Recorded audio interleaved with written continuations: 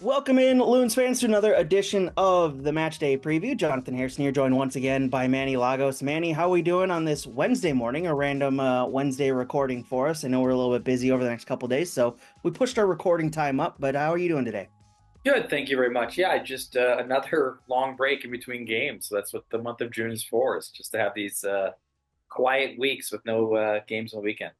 Yeah, looking forward to our conversation here. We got plenty to talk about, not just Loons related. There's plenty Club World Cup, Gold Cup, plenty of action to talk about. And good thing we brought on the Star Tribune's Jon Marthaler to discuss it all. John, how are you doing? Welcome back into the program. Welcome back onto the show. To the total lack of match day podcast. I'm excited for John to give his assessment of that regional giant powerhouse rivalry, Saudi Arabia coming up. So It'll be, boy, that'll be it's a battle for all the marbles. We got so much to discuss. I'm sure he knows the roster really, really well. I'm sure Up and down, he knows everybody. Yeah, I Well, think he preps for the show. I spent so much time prepping for the Guadalupe roster that I just didn't have time to get to Saudi Arabia. There's plenty to discuss. Let's jump into the Gold Cup. I want to start there because that's fresh in our minds after watching that goal from Tanny Oluwaseyi last night. What an incredible goal there. We'll start there. We'll get to the Club World Cup, MLS action, Minnesota United as well. But let's start Gold Cup. I think the biggest result, the most recent result that's ever on everybody's mind, obviously, Canada 6, Honduras 0. Manny, we've talked about it and we mentioned a couple times that Canada is probably the favorite for this tournament. I don't think they did anything to dispel that. In fact, I think they only solidified that last night with a 6-0 victory over Honduras last night.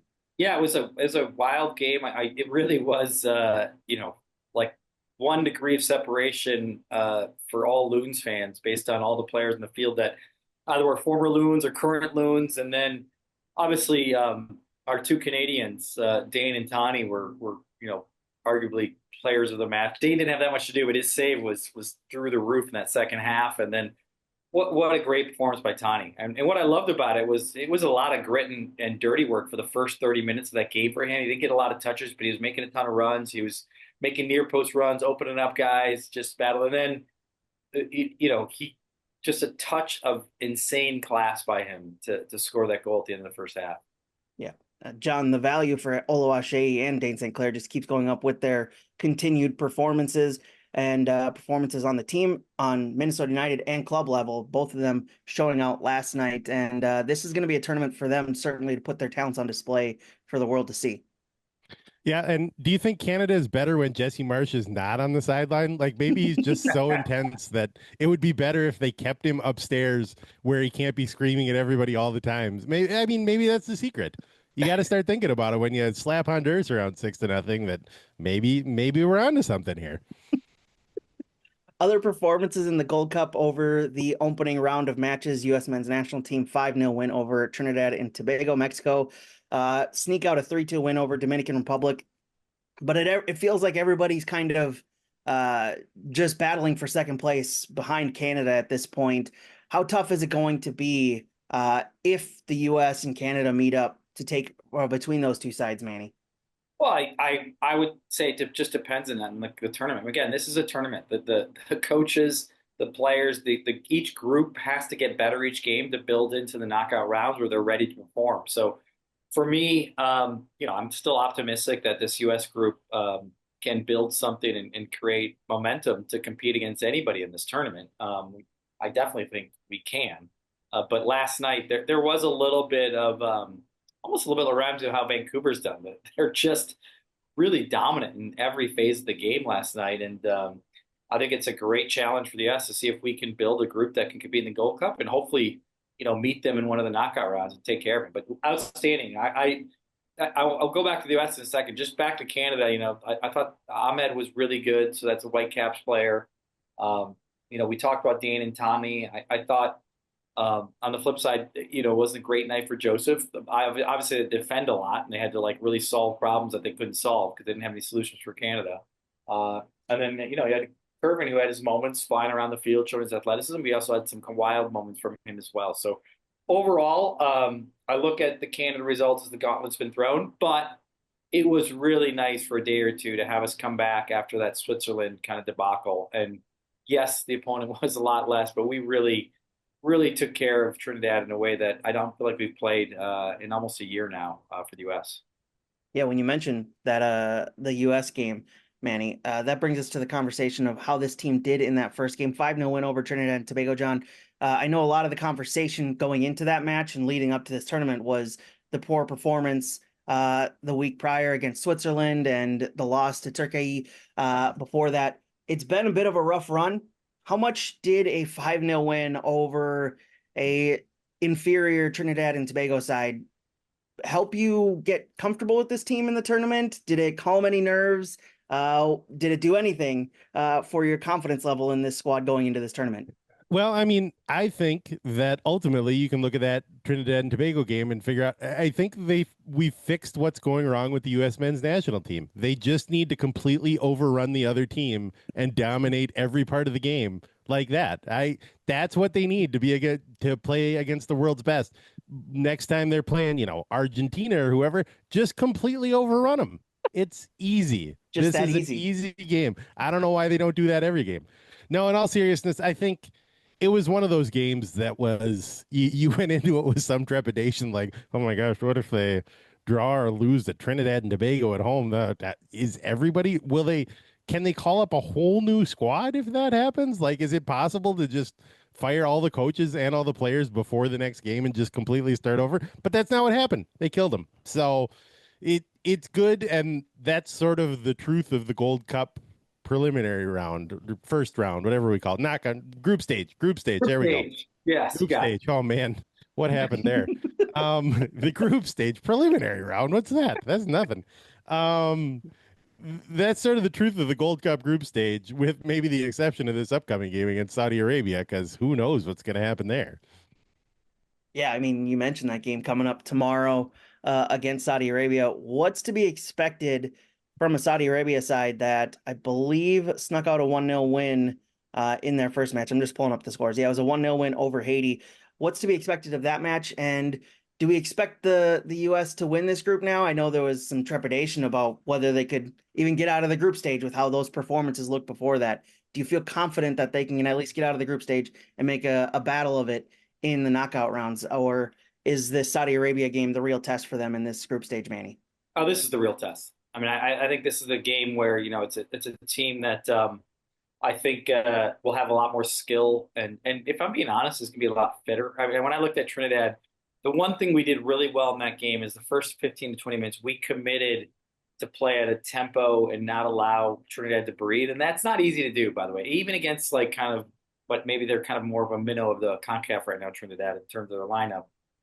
No offense, Kevin Lamino. We did have a Kevin Lamino sighting in that game, which was also impressive. I didn't realize he was still playing. But I thought those first 15 minutes, the dedication and discipline to create a tempo and work that hard really suffocated them. And then Trinidad just had no, I thought even answer fitness wise. I don't think Saudi Arabia is going to be that way. I think you're going to have a much fitter team, a much more organized team that'll be committed to at least throw numbers forward and throw them fast, and will present some problems. So to me, it kind of is the game of the group to whether, if I'm being honest, we'll probably finish first or second.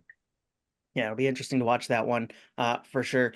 Let's move on from the Gold Cup. Plenty to discuss across world soccer. How much of the Club World Cup have you been watching, John? Big solid zero. Oh my God. Solid zero, because you know what? This tournament is and the other thing is they're playing it at noon on a Monday.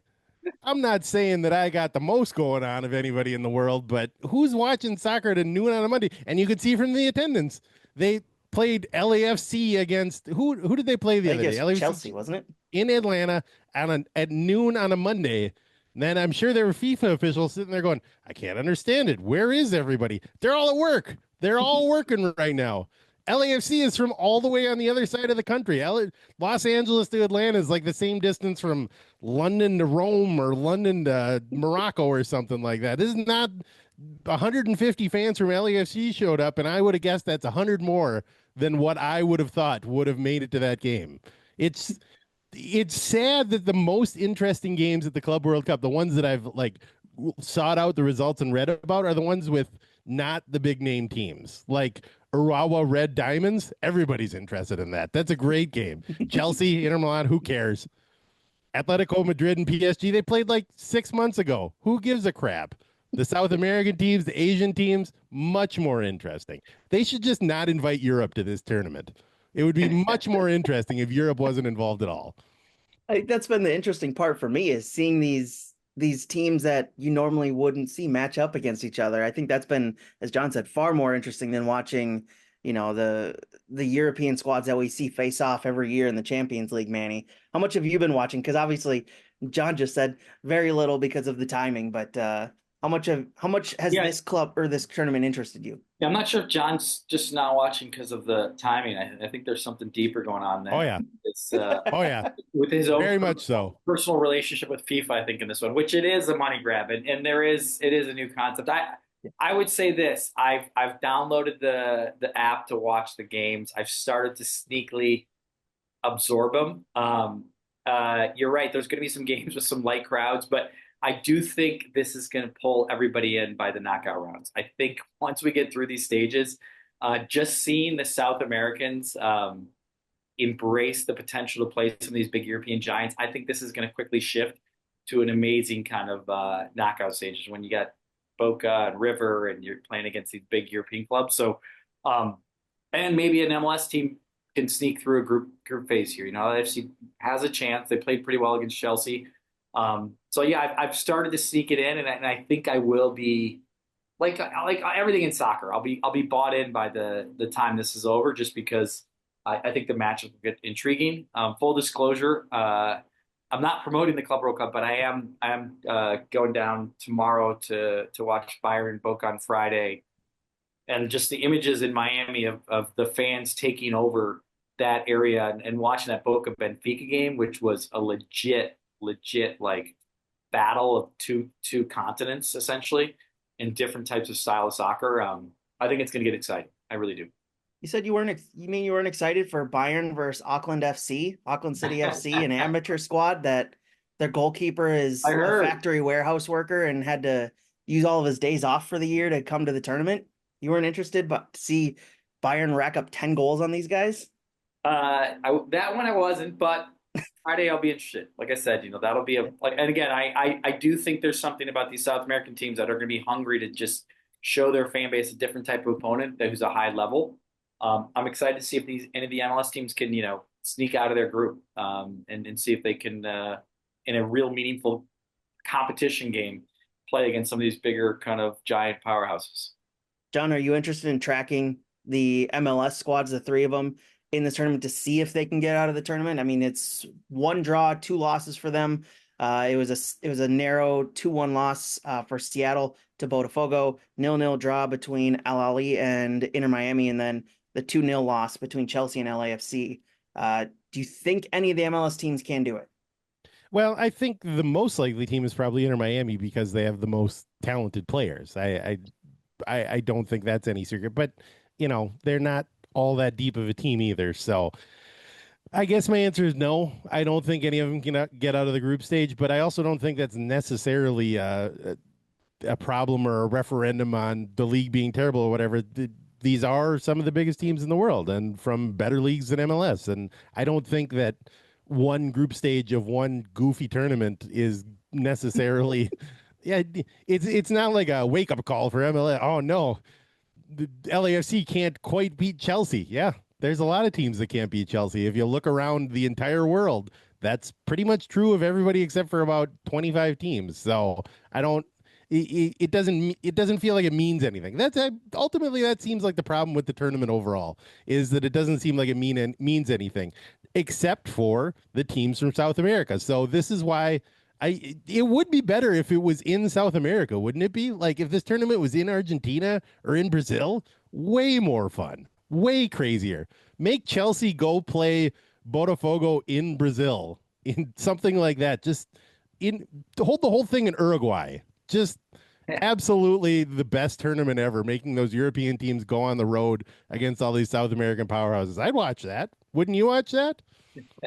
I'd absolutely watch that. Those crowds would be incredible, Manny. Insane. Yeah, Way no, I better. agree with you.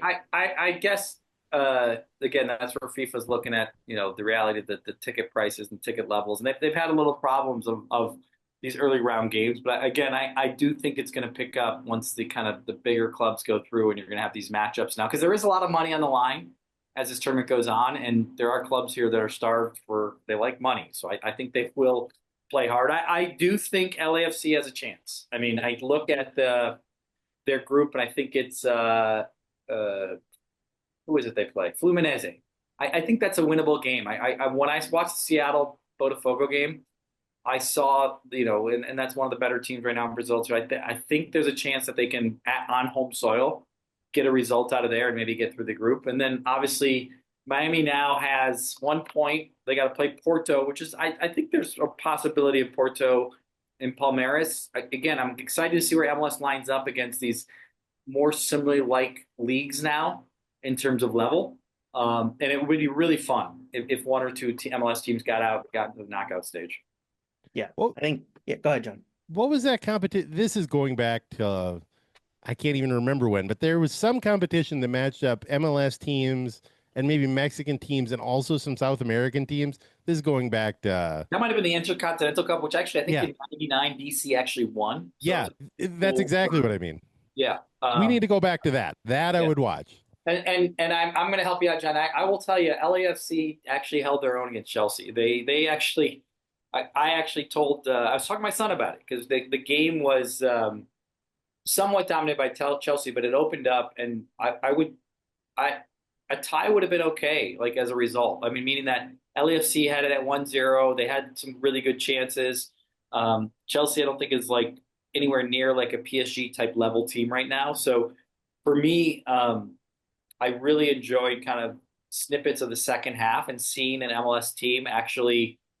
Kind of, again, we're talking about a preseason, not the full roster Chelsea, but there was some nice elements there that got me excited about where MLS is going, and it's not all like in an embarrassing way. It's in a way that there's some special players on LAFC that gave Chelsea some problems. And again, I really hope one or two teams get out to see in like a really tight competition of now you lose and go home moments. So I'm not 100% bought in, but I know it's coming. I know. And I do think the biggest problem with this tournament is just where do you put it on the calendar to make it actually an impactful tournament? And I don't know if there's actually space at the end of the day to do it. But I do love where it's going in terms of the matchups going into the knockout rounds. Yeah, it would be much better if there was a 15-month calendar we could use. Yes, there would be for everybody. Can we do that? Here's the thing. If that was true, FIFA would somehow try to put tournaments in 6 months anyway. 100%. We're going to have World League Soccer for 3 months. Dang it. Let's jump into the MLS action from the weekend. There was plenty to discuss there. I know Kyle really wants us to discuss Columbus 2, Vancouver 1, and a big result for the Crew, getting a win over Vancouver, though Vancouver were missing a ton of players due to international call-ups. Is there anything to take away from this match, Manny, with the heavily depleted Vancouver side losing to Columbus at the weekend? Not a lot. I mean, I'm still impressed with Vancouver's ability to compete with the roster they have and the guys that were missing, and they almost snuck out a tie out of that, and a weight point would have been really impressive. So, again, I'm still pretty impressed with Vancouver's level after their really tough championship loss in the CONCACAF final. So. Long story short, Columbus, I don't think it was dominant. I don't think Columbus was like, hey, we're the team in the East now. So to me, unfortunately, Kyle, I'm not going to give you credit like we're the top of the West. No, it's just one of those games where you're expected to win and you win. And just because John's on the show, I have to bring up the Galaxy and their rotating cast of they're coming back. Their myriad cast of random failures and mishaps. Up 3-2 late in the match, going into second half stoppage time, and then Joao Klaus bags a hat trick in the 5th minute of stoppage time. John, it was another draw for the LA Galaxy, still looking for that second win on the season. They got their first win since the last time we talked. It's finally happened for them. It took 17 weeks. Your thoughts on Galaxy finding yet another way to not win a match? I mean, the Galaxy finally winning a game. It was sort of the opposite of the Vancouver Columbus game, because the Galaxy winning, not this week, but a couple of weeks ago, it was just nice to know that they could still win a match. And conversely, with Vancouver and Columbus, it was nice to know that something could happen to Vancouver that would cause them to lose. Like, They went down to Mexico. Everybody on the team got food poisoning, and they came back and beat Seattle 3-0 or whatever it was. So it was nice to know that Vancouver can still lose, and it's nice to know the Galaxy cannot lose. It's just, parity's good, but it's nice to just not have those outliers, those magic outliers on either side. So congratulations to the LA Galaxy. Maybe they're finally done being punished by MLS. I mean, it was a great game. I mean, obviously it was the only game going on at the time in MLS, and Galaxy were down twice, I think, and then went up, and then St. Louis battled back. So, unfortunately for the Galaxy, I think it's exposing that they're really struggling to find that balance of defensive offense, and they showed some grit to come back twice and then take the lead. But the reality is, right now they're flawed in a lot of ways, mentally, physically. The defense is really just. I think every team that plays the Galaxy right now feels like they're going to be in the game, whether they're up, down, tied, just because I think everybody believes they can score against them. Yeah. Who's St. Louis's interim coach? Oh, great question. They're just starting to seem like one of those teams that should never have a permanent head coach. You know what I mean? They're much better with an interim coach than they are with a permanent coach. Hold on a sec. John, do you know this one? Do you have the I'm pulling it up. Critchley? Critchley, yes. Yeah. He'd been managing St. Louis City too. Yeah. There you go. Interim managers forever for St. Louis City. No reason to ever name somebody the permanent manager. Just switch them off. Hire them before the season. We're gonna have one manager for each 10-game stretch. I like that. Yeah, I like it. All right, Manny. Within the staff. Yeah, just rotate it. It's a great idea. Head coach by committee is what you're saying? Yeah, that's right. Yeah. Lutz like Von and running back Steele, by I know committee. you're a listener. Go ahead and use that idea for free. Manny, I know we talk and we ask for Friday night soccer all the time because it produces and provides us with crazy games. Well, Portland San Jose surely delivered. Portland going up 1-0 in the 71st minute after going up a man after Ian Harkes gets a red card in the 52nd minute. But then Preston Judd in the 3rd minute of second half stoppage time bags an equalizer to rescue a 1-1 draw while down a man. Friday night soccer, once again, Manny, delivered for us. I love it. I absolutely love it. It's going back to those FS1 days, when we just like Stu Holden and John Strong calling those games. It was just a great Friday night and a great game, by the way. It really was. Portland is obviously a great place to play, and I thought San Jose finding a way to get a point out of that after getting that red card early in the second half, super impressive. I mean, again, it's another one where I think San Jose is going to try to build into being a stronger team in the West, but they're still clearly not quite there, but they're really fun. They really are fun to watch. They are, absolutely. John, I need more John Strong. What is his contract with Fox Sports? Must be ironclad because MLS just needs to buy that out and put him on whatever broadcast they can. I really enjoy him as a broadcaster, and mostly I just enjoy his commitment to yelling 45 down, 45 no at halftime. Yeah, he did it last night, by the way. He absolutely, near as I can tell, he's only still in broadcasting just for the ability to yell that at the end of the first half. I think he's a great broadcaster. I want more of him, and I don't want him to be stuck on Fox. I want him to be more on MLS. Yeah, it's funny. You have obviously the styles of South America and the Andres Cantors of the world, and you have like the kind of English kind of like, clever quips and kind of let the game flow when they talk. And I just like John. He's very American. He calls it like an American announcer. I'm with you. I really, really enjoy.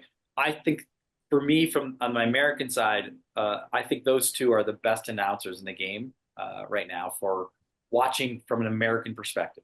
Yep, I agree, and I want more of it, and I blame Fox for this, like I blame Fox for everything. Good thing they're a TV partner of the league. Crap. Lutz Von and Steele, if you're listening, don't tell them about this. Don't tell them what I said about Fox.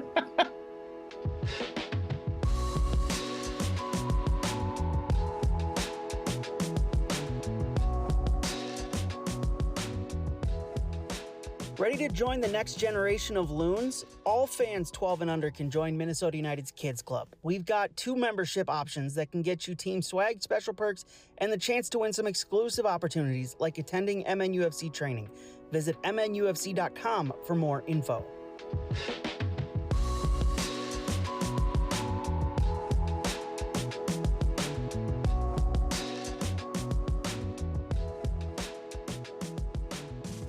All right, you guys want to jump into some Minnesota United talk, review this game, and then preview the Houston game coming up in a week's time, because the next time we'll record is after that Houston match, I would assume. So let's jump right into this. Manny, I don't think I've seen a more crazy, wild opening 15 minutes to a match than what we saw at Allianz Field on Saturday.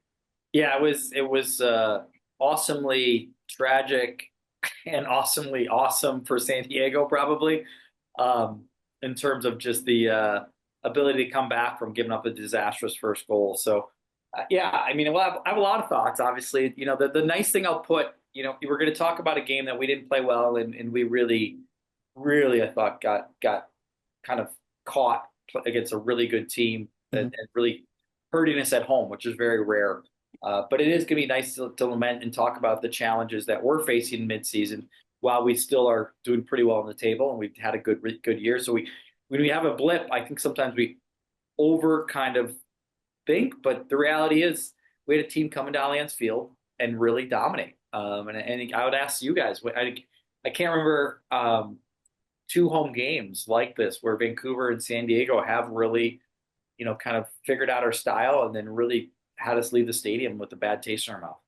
Yeah, it was certainly a rough game for a myriad of reasons, John. But when you start off like that, it can only go up from there in terms of normalcy. But yeah, it was a difficult match for the Loons. Your takeaways from the 4-2 loss at the weekend?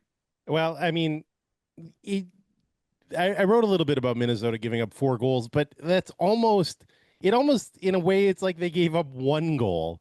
And then there were also 3 goals that were scored. You know what I mean? Like the 4th one, they're pushing forward. Everybody's in one half of the field and somebody scores a breakaway. That just happened.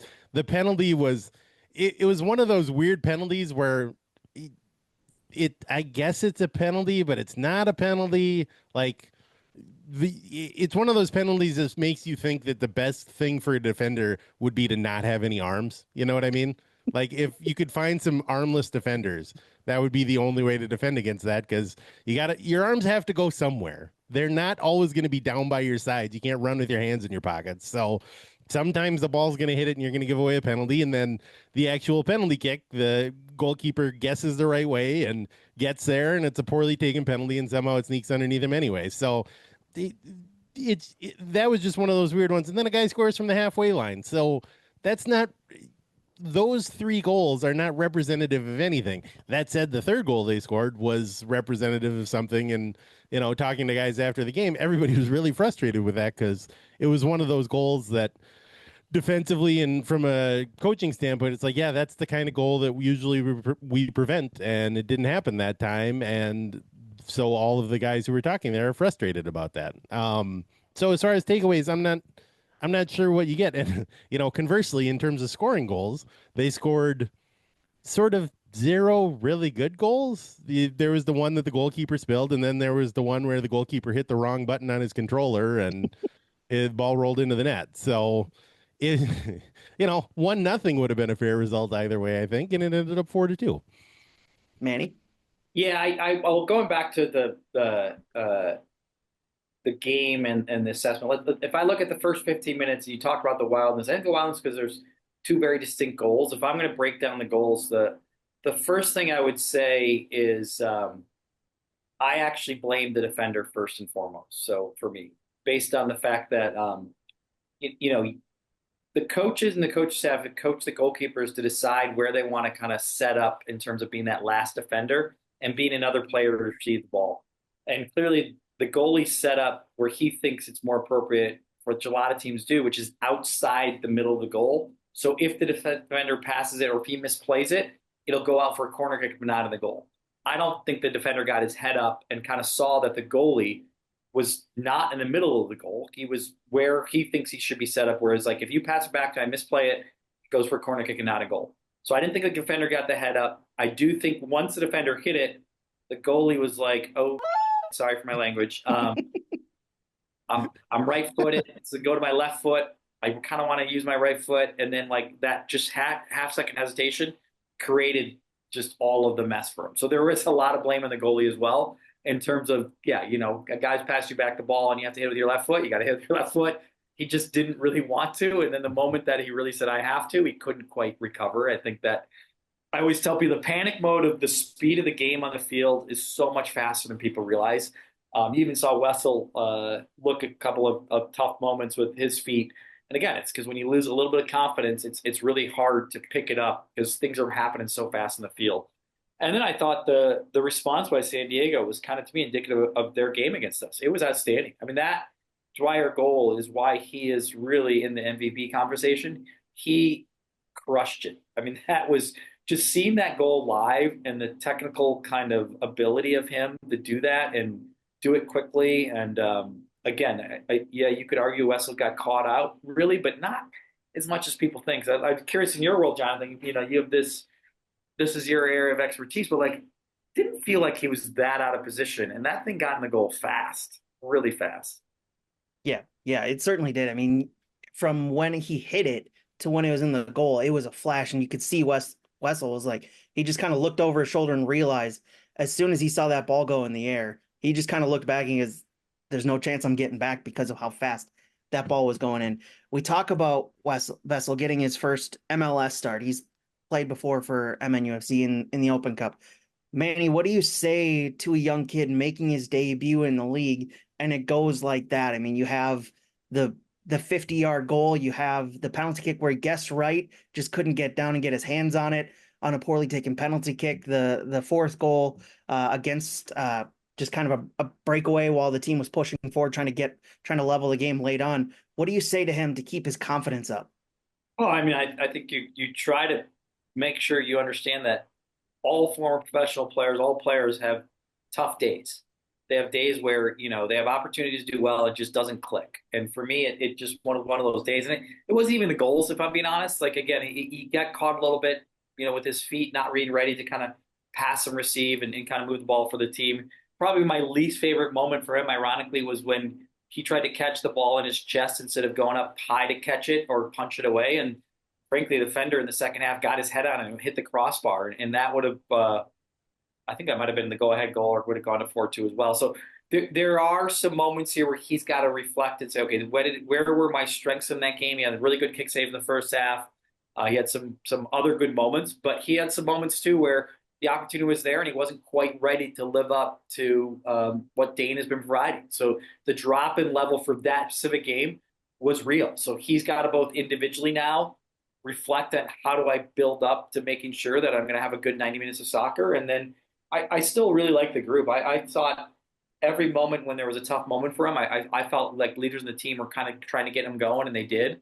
Again, at the end of the day, my viewpoint is we played against a team that was really hungry to do well against us and really put pressure on him, which brought out, you know, some moments where he is still a very young goalkeeper in this league in terms of professional minutes.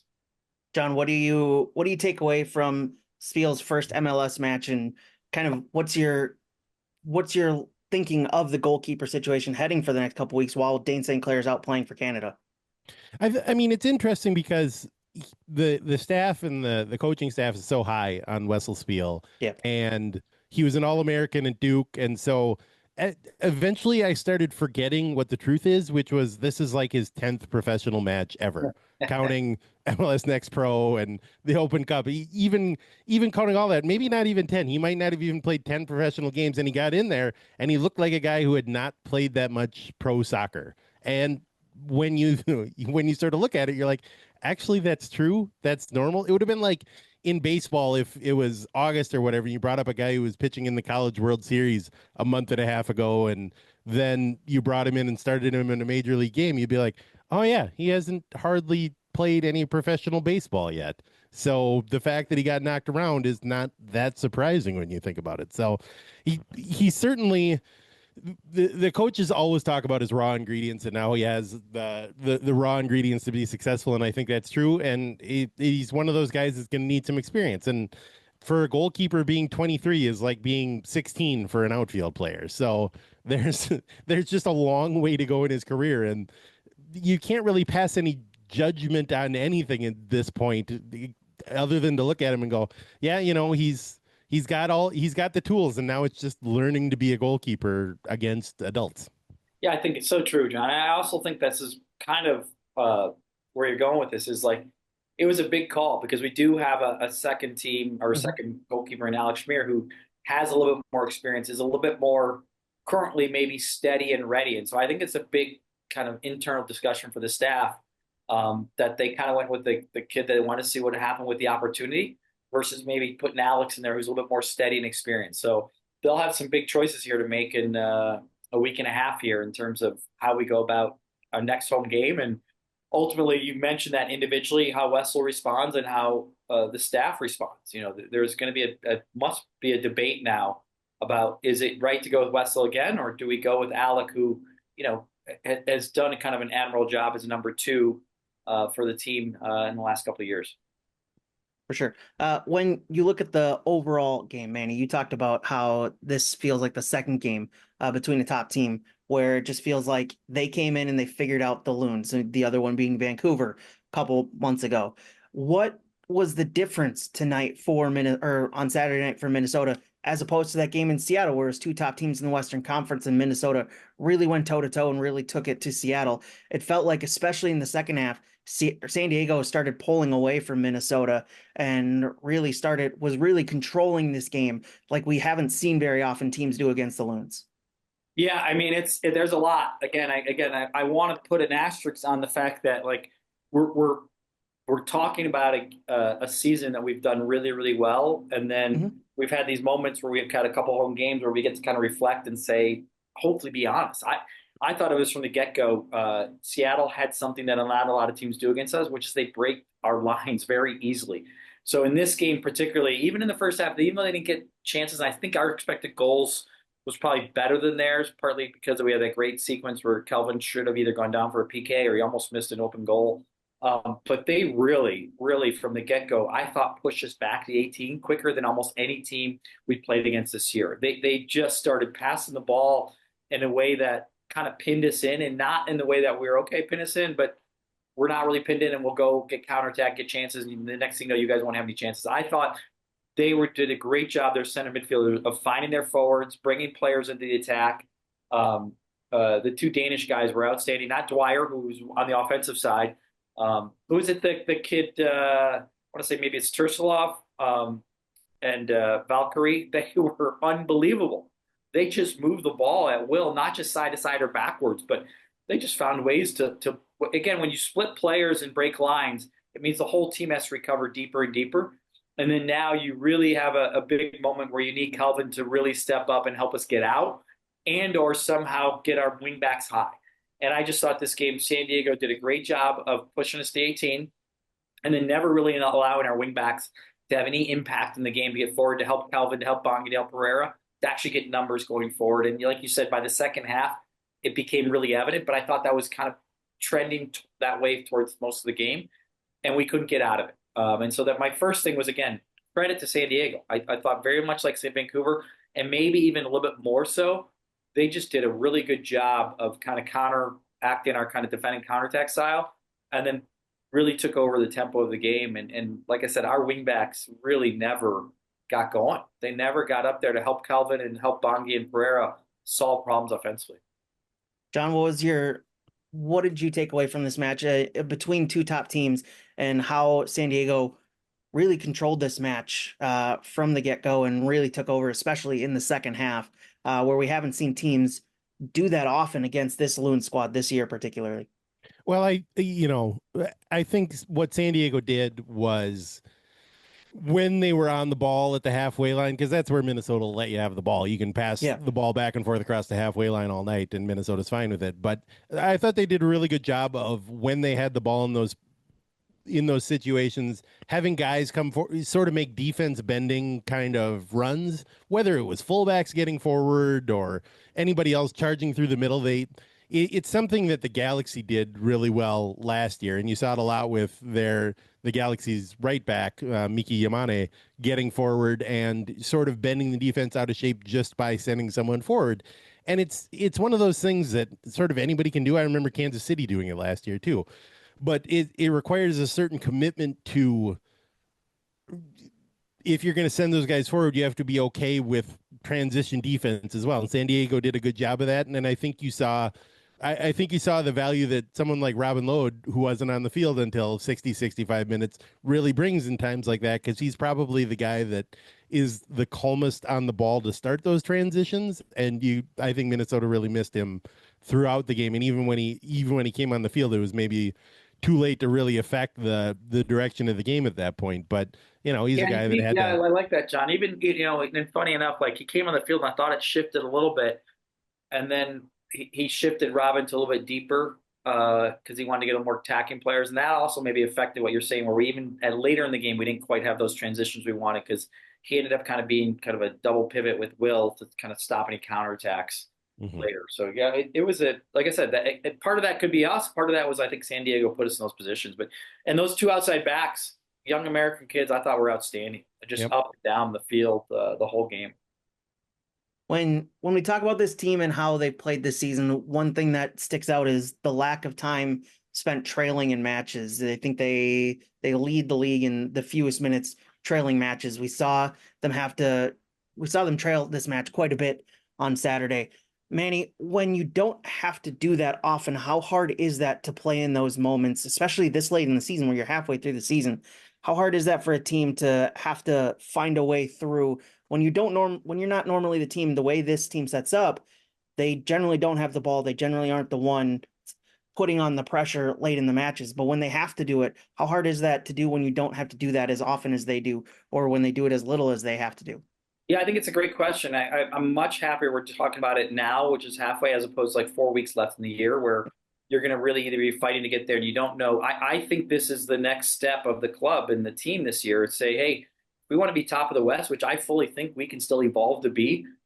We have to answer that question in terms of what is our plan B? What is our ability to play tied at home late in second halves, or play down at home or away and see where we go? And what is our plan B in terms of, I mentioned a little bit, how do we get our wing backs forward in those situations? Or how do we go and hunt the ball down to get the ball back to start create waves of attack? So for me, I think there's a lot of time here to evolve to this. Again, I still think our defensive shape and structure, even in this game, for a lot of it was really, really good.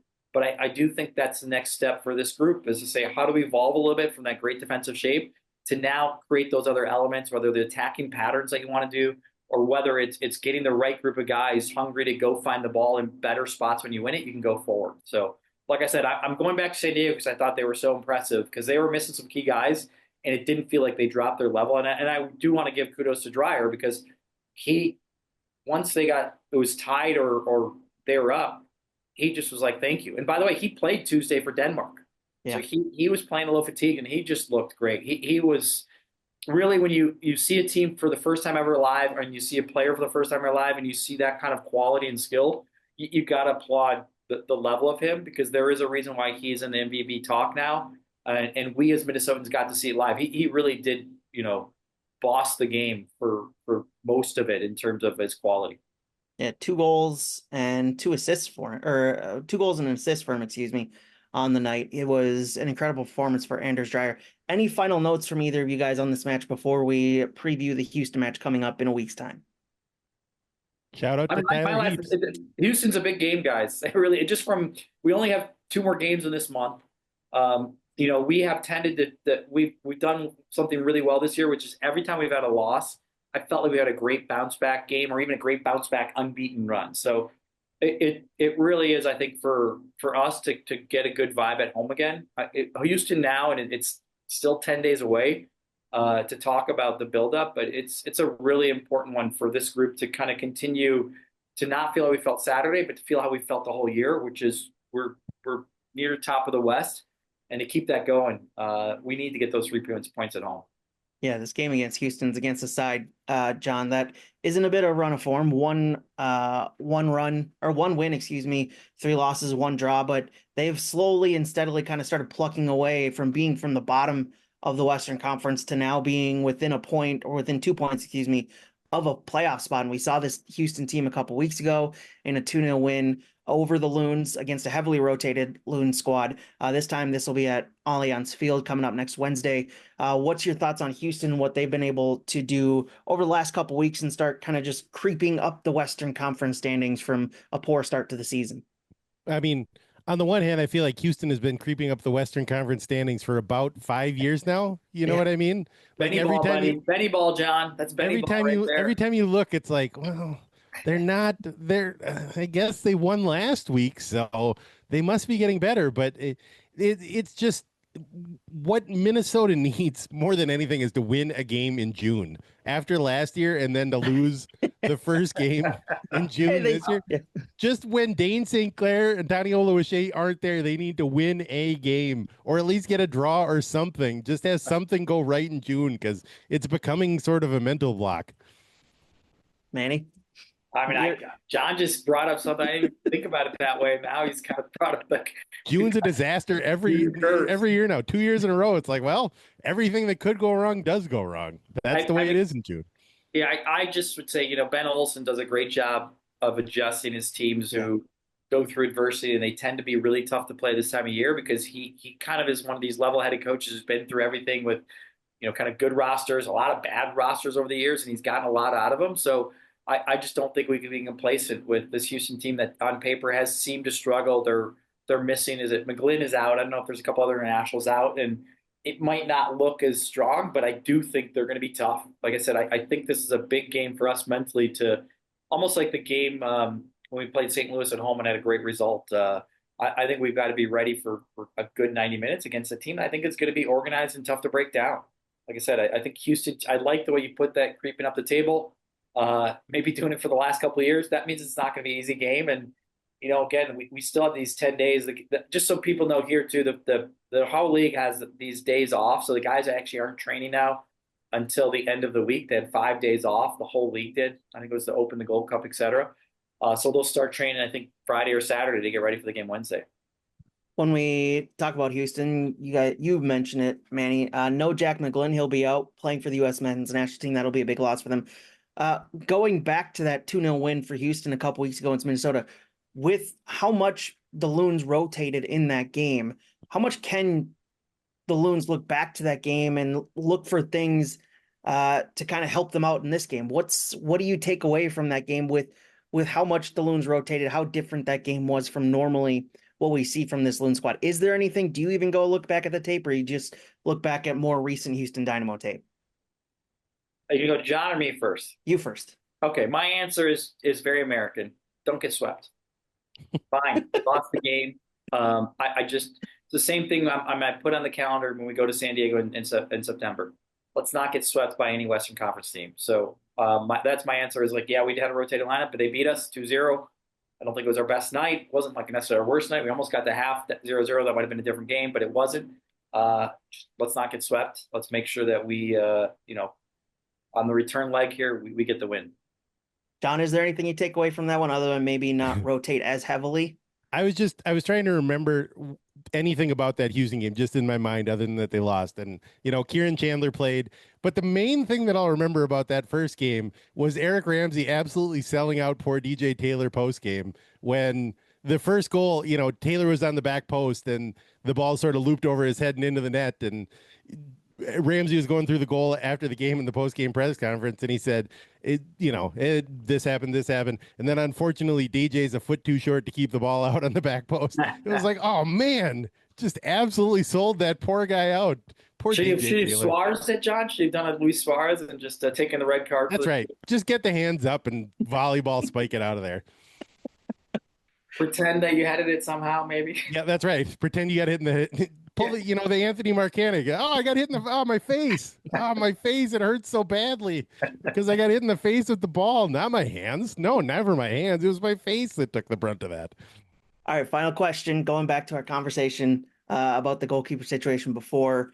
Manny, feel free to skip this question if you don't want to give away too much insight. Who starts in net for the Loons? John, I'll start with you then, Manny.